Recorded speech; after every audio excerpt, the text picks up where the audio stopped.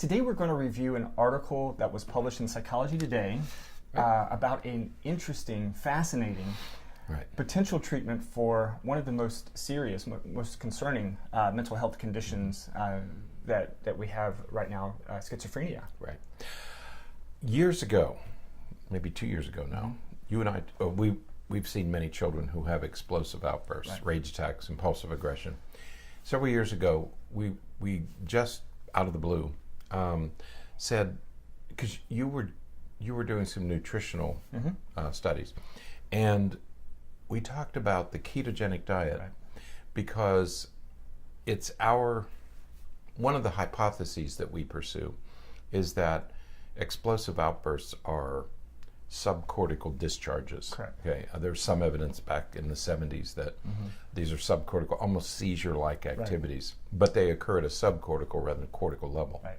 Which is why we can't measure them when we look at EEGs Normal and things like that. Because by the time those electrical volleys reach the cortex, you're never quite sure where they're coming from.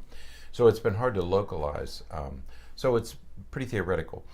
But we know that the ketogenic diet, before we say that, and they've been very difficult to treat. Right. The problem with rage attacks is they've been very difficult to treat with medication. And so one day we were talking about, I wonder if the ketogenic diet, because the ketogenic diet, since the 1920s, we've known that the ketogenic diet is effective in treating intractable epilepsy, that doesn't respond to medications. So we know there's some connection, and we thought, wow, I wonder if the ketogenic diet could be used for these kids with explosive outbursts. Right, and one of the reasons we kind of steered in the direction of that hypothesis is because the primary medications used to treat those kinds of explosive outbursts in kids and teenagers is the anti-epileptic, Depakote, and those medications that are also used for seizures. They're used also for these outbursts. Yeah, and for kids who where medication didn't work,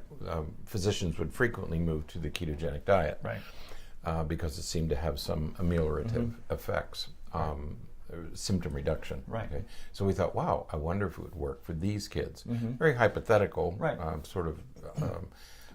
Maybe it would. Good empirical question, but it was at that time we discussed it with a few physicians, and it didn't seem to get much traction. Well, lo and behold, here we are 2 or 3 years later, and there is some research. In fact, it was at about the same time that you and I were discussing it back in 2016 and 2017, that a physician from McLean Hospital actually used it with patients with schizophrenia, 2 patients with schizophrenia. So that study was just reported. For some reason, he did the research a couple years ago, but it's just starting to make its way into the literature today. Yeah, and so there's a couple of really fascinating aspects of this, because that I think we should touch on very quickly, but as we get into what the results of this sort of suggest. And that is, when we think about schizophrenia, again, we're talking about a biological brain-based. Yeah, we know that schizophrenia is a brain-based disorder. There's no question about that anymore. While it's not diagnostic, you can look at the brains of people with schizophrenia, and there are some structural, functional, chemical differences between their brain and what we would call like a typical normal brain. But the really fascinating thing, in my mind, is that when we look at schizophrenia and actually some of the other conditions that we think about with mental health as well, all of the knowledge that we have, all of the medications that we prescribe and have created over the past 60 or 70 years or so, have come from an accidental discovery. Back in the early 1950s, they accidentally discovered that some antihistamines that were used post-surgical procedures were effective in calming people down and helping to calm some of that agitation and irritability, anxiety and things like that. And from there, they started producing and creating antipsychotics that were the original ones called the typical antipsychotics. And so we have this. It's called the hyperdopaminergic hypothesis that we use to describe schizophrenia, thinking that there's too much dopamine in their brains. But that has held since the 1950s, And not held because we've done all this magnificent research to suggest that, yes, in fact, these people do have too much dopamine. It's just because we've just continued to do that. And so this study, I think, is fascinating because now we're starting to introduce some other metabolic and other potential etiologies for schizophrenia and some of those, and as we'll talk about, some other mood disorders as well. Right. The medications that have been developed for schizophrenia, for anxiety, for mood disorders, particularly depression, they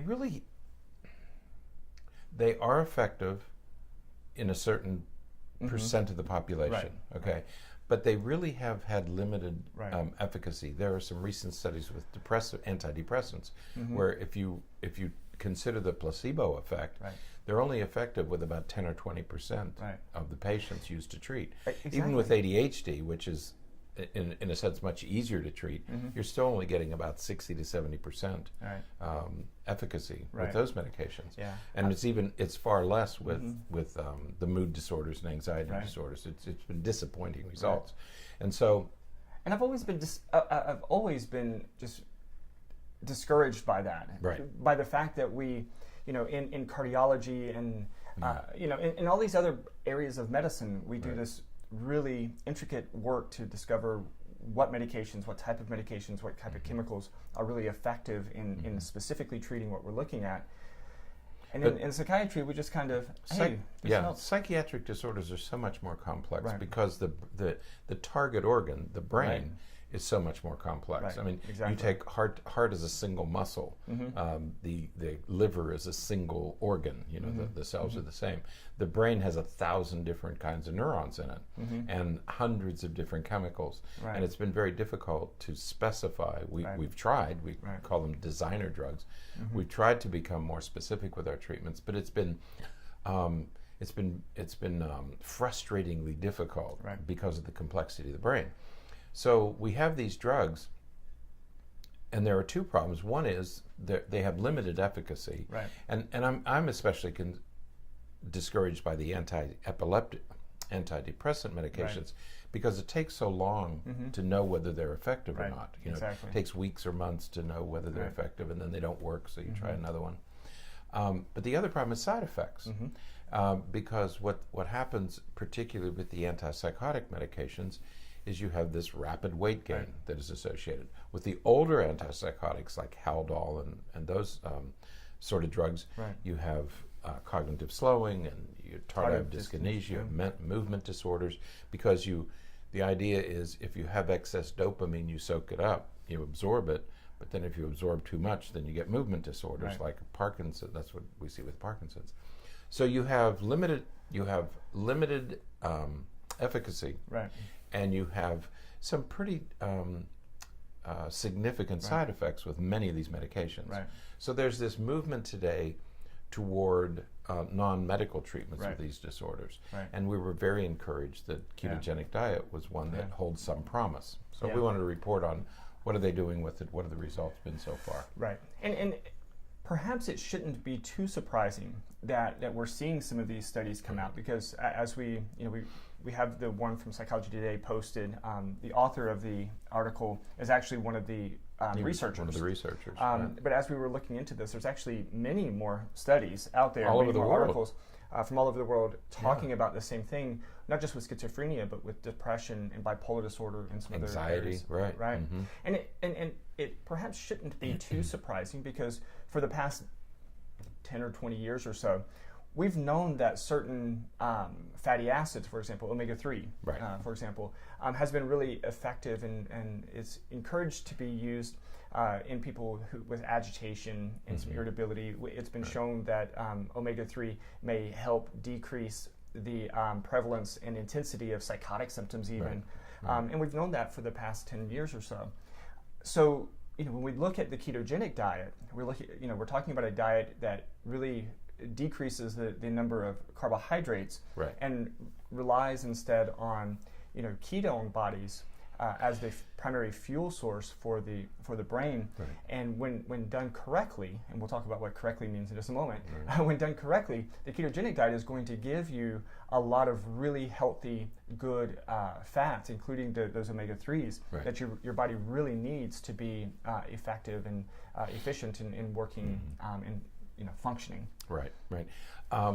The keto, I'm not sure what we want to present first, but the study that Dr. Palmer did he was at McLean Hospital, which is part of Harvard Medical School, so they have resources and so this isn't coming out of alternative medicine or some odd place. This is coming out of one of the country's major research centers.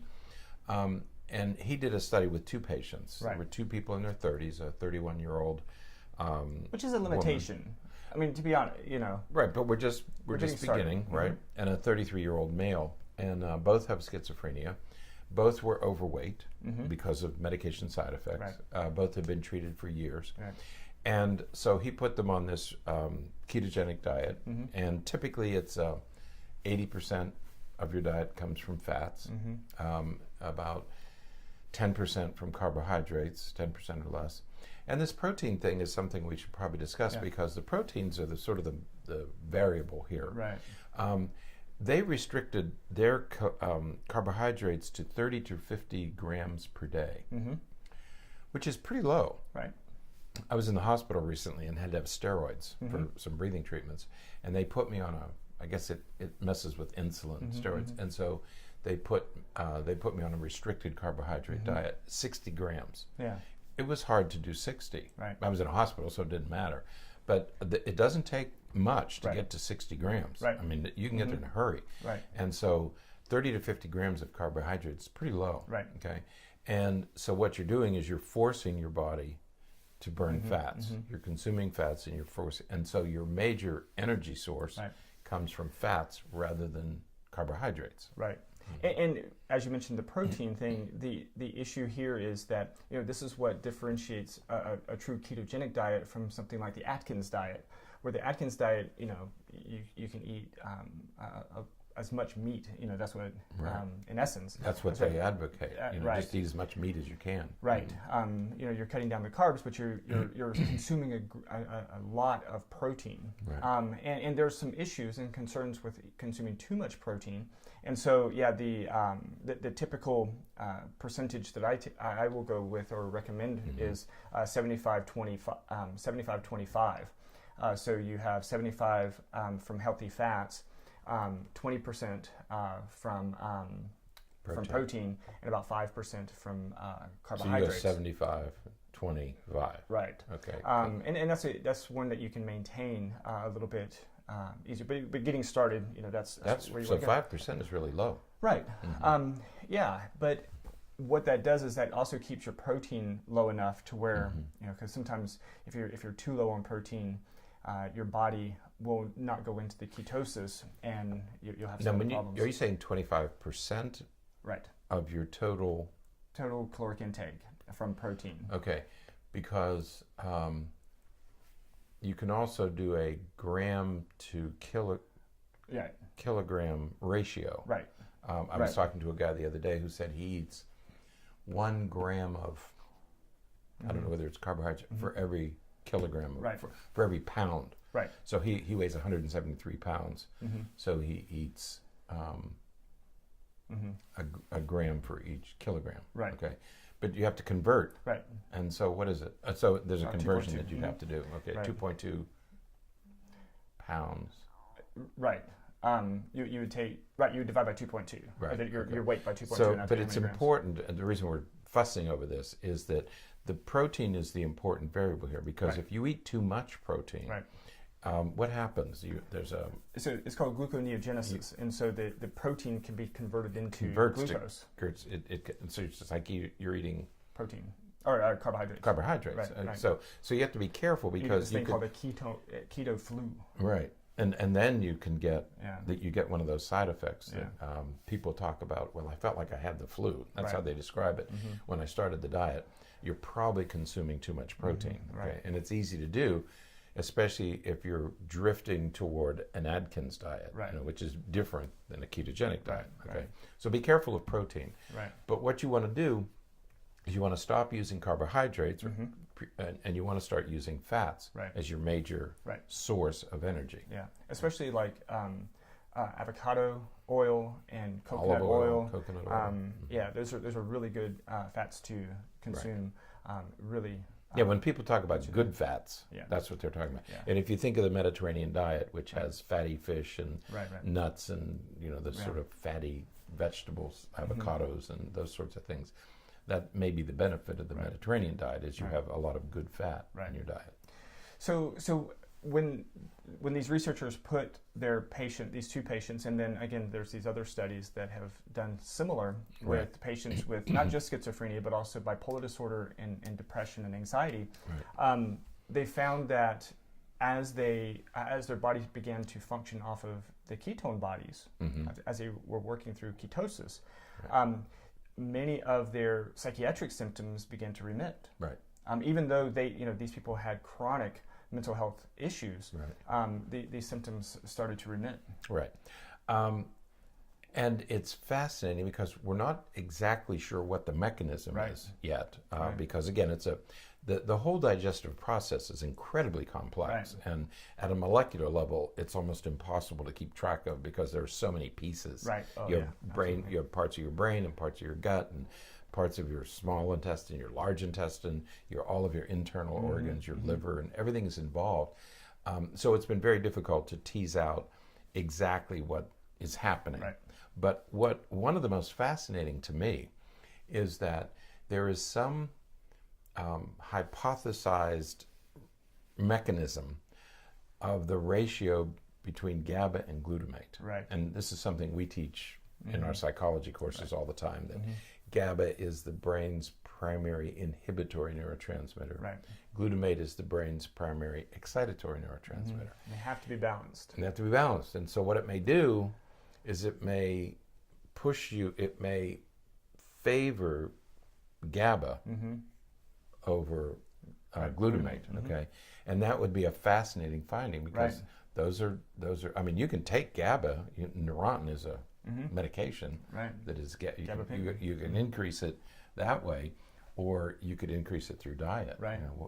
So there's maybe some benefit to going with the diet. I remember back in 2008 or 2009, I took a neuroanatomical dissection course up at Marquette University in Wisconsin, and I remember there was a lecturer there who said, he said, "Hold on."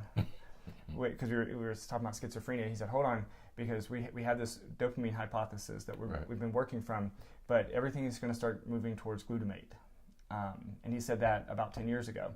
And what do you mean moving toward glutamate? That they're starting to look into and researching medications instead of dopamine. Instead of dopamine, looking at glutamate. Yeah, because what the drugs are doing is they're just changing the availability of existing neurochemicals, whether they're neurotransmitters or hormones. Right. That's what the drugs are doing. Is they're just this is what the ketogenic diet can do. Right. It can change the bioavailability of an already existing chemical in your brain, just like drugs do. Right. All right. So people out there listening are probably thinking, look, only about 1% of the population has schizophrenia. Right. So why is this important to me? Well, let me tell you why. What this does is this is a very nice indication, very clear example of how critical, how important our nutrition and just our typical daily lifestyle is to our overall mental health. Right. I mean, if you can manage or you can affect symptoms as severe as psychotic symptoms, which are, the most.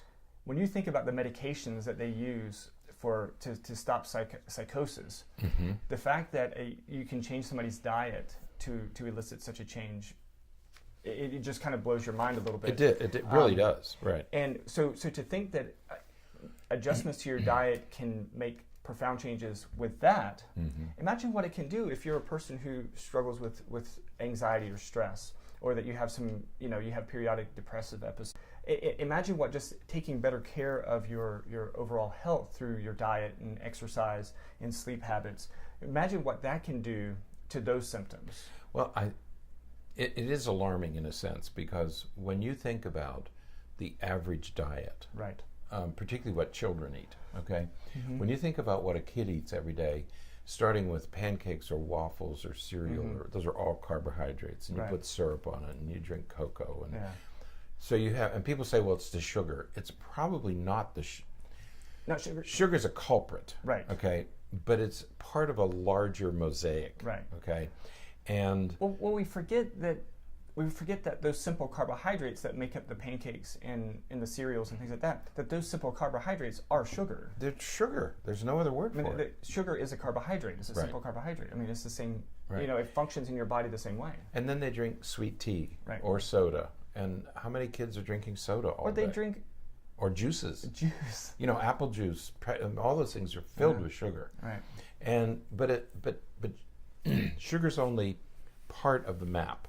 Okay, I think if we start thinking in terms of carbohydrates, if you would sit down and look at your child's diet, or look at your own diet, and say, okay, what percent of my calories every day, what percent of my diet is carbohydrates, you could get up to 70 or 80% in a hurry. Right. I mean, well, if you eat a stack of pancakes for breakfast, a typical diet, and I think especially for kids who eat French fries and that sort of stuff. A large part of their diet is carbohydrates. Well, if carbohydrates are the enemy, and they might be, it's no wonder that kids have trouble concentrating, have trouble sleeping, have trouble doing anything. And then you add all the electronics and all that stuff. So be careful about blaming one thing. Right. But I think that it's probably worth looking at the diet that most kids are eating. Absolutely. Even young adults or teenagers. Yeah. But I think it's especially intriguing that we might be able to treat mood disorders, whether it's bipolar disorder, depression, or anxiety, with just by changing a person's diet. Right. It doesn't have to exclude medication, but it could be an interesting addition to your medication, especially if you're getting incomplete or no or minimal effects from your medication. Absolutely. Here's another way to proceed. Okay? Absolutely. You have to be careful. You can't just.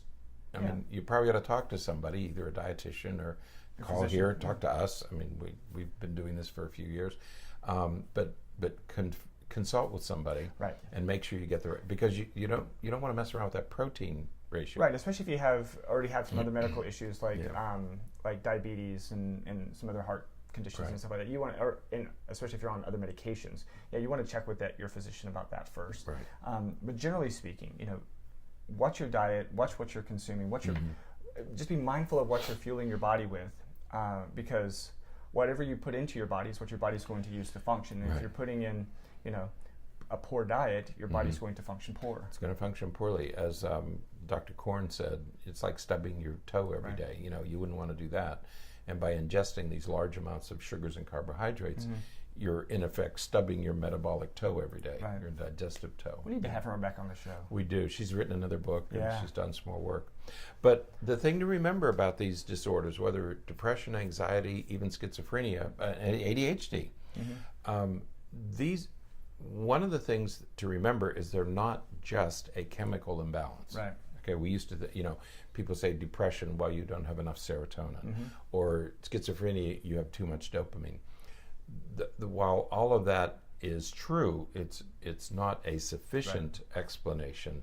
They're probably contributing, but it's not a sufficient. Right. If it was just serotonin, everybody would respond to medication. Exactly. So there's something else involved, and it probably has something to do with your diet, because your brain chemicals are extracted from the foods that you eat. Absolutely. That's where they come from. Right. And so if you're eating the wrong foods, it's going to affect your brain chemistry. So here's a way to maybe reverse that. Absolutely. So worth considering. Definitely. Give us a call if you have questions. We'll be happy to talk to you. Definitely so. All right. Well, that is it for today. Until next time, stay happy, stay healthy, and forget to be afraid.